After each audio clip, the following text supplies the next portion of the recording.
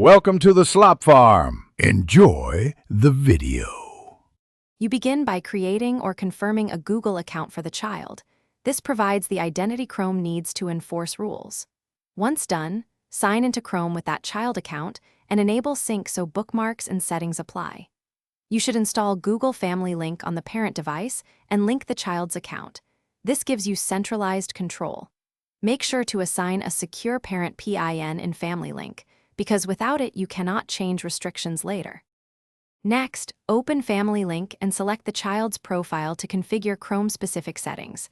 This is where you control what they see.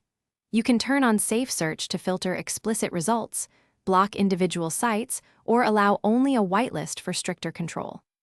Once done, set daily time limits and a bedtime schedule for Chrome usage so browsing automatically stops during off hours. Make sure to review allowed sites periodically and update rules as the child grows. To finish, verify the child is signed into the managed Chrome profile and confirm Family Link shows active supervision. This ensures rules are enforced.